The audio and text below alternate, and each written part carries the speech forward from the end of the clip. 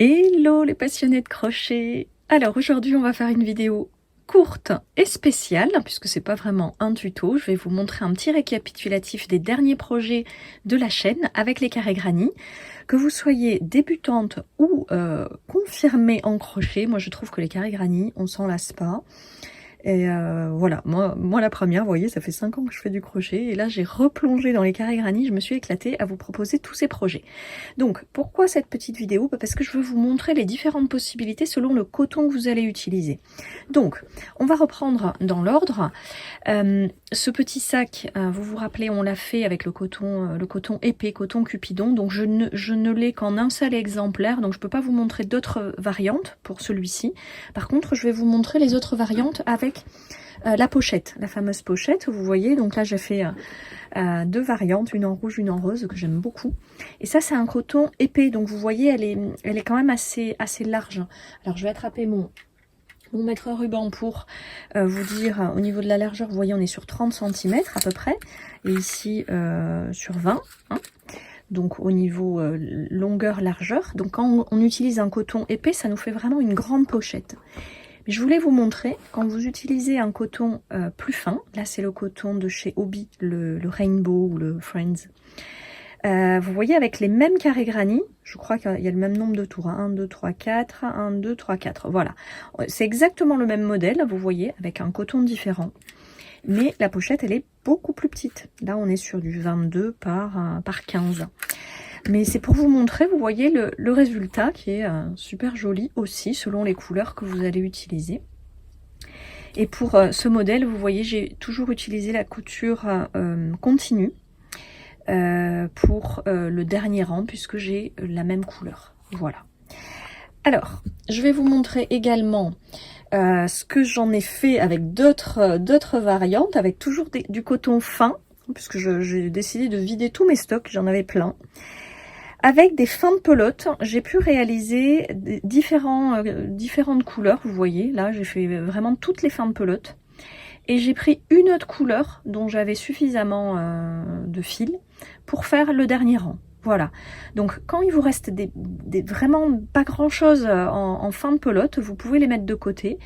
Et à la fin de la saison, vous faites une petite pochette comme ça. Donc là, vous voyez, j'ai fait seulement 4 carrés de chaque côté. Et c'est très sympa, hein. Enfin, moi, je trouve qu'on a toujours des trucs à ranger. Voilà, toujours avec ma petite doublure, mon zip. Donc ça, c'est les fins de pelote. J'avais des fins de pelote aussi en vert et en bleu, gris, marron. Donc j'ai trouvé une autre couleur pareil en couture continue. Vous voyez, donc c'est très sympa.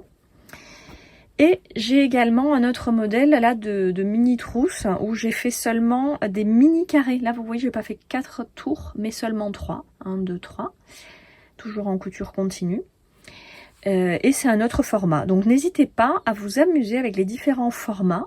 Et je voulais vous montrer cette trousse aussi parce que regardez, là au niveau de la couture finale, dans mes vidéos je vous ai montré comment faire en maille serrée sur les 3 côtés, et je vous ai dit qu'on pouvait faire autrement, mais c'est moins joli.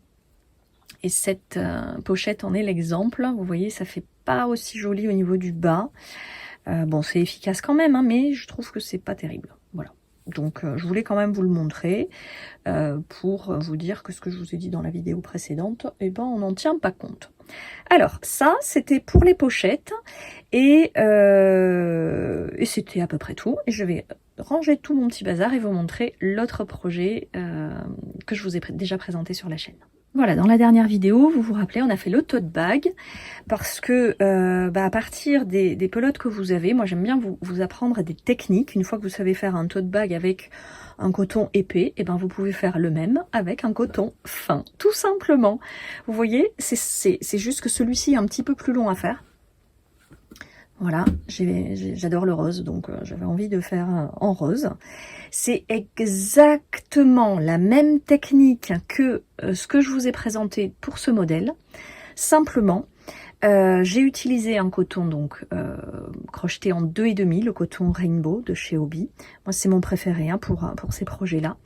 Et au lieu de faire des petits carrés avec 2 rangs, j'en ai fait avec 3 rangs et avec le 4e en couture continue. Donc c'est pour ça que c'est un petit peu plus long pour ce format-là, parce que le fil étant plus fin et il faut en crocheter un petit peu plus. Par contre, regardez-moi cette merveille. Moi, je sais pas ce que vous en pensez, mais j'adore. Après, les couleurs, vous faites vraiment comme vous le sentez. Là, on a la même taille, vous voyez. Je vais vous indiquer dans les commentaires, enfin là sur cette vidéo, je vais vous indiquer le poids de coton que j'ai utilisé pour faire un tote bag avec le rainbow. Mais je l'adore, voilà. Donc pareil, ma petite doublure, mon petit bouton magnétique. Et tout ça à partir de la même technique. Donc, je vous invite vraiment à acquérir la technique pour faire pas seulement un carré granny, mais l'assemblage soit en continu, soit au fur et à mesure, comme on l'a vu dans mes vidéos. Et ensuite, improviser et à créer le sac de vos rêves avec les couleurs soit que vous avez en stock, soit que vous avez envie de commander pour faire exactement celui que vous rêvez. Voilà ce que je voulais vous présenter aujourd'hui. Vous voyez, c'était pas grand chose, mais c'est important parce que une fois qu'on a compris une technique, je trouve que la création, elle prend une autre dimension et à partir de simples carrés granny, vous avez vu la diversité de styles qu'on peut avoir. Donc vraiment, éclatez-vous, régalez-vous. J'arrête mon blabla pour aujourd'hui et je vous dis à très bientôt pour des nouveaux projets au crochet.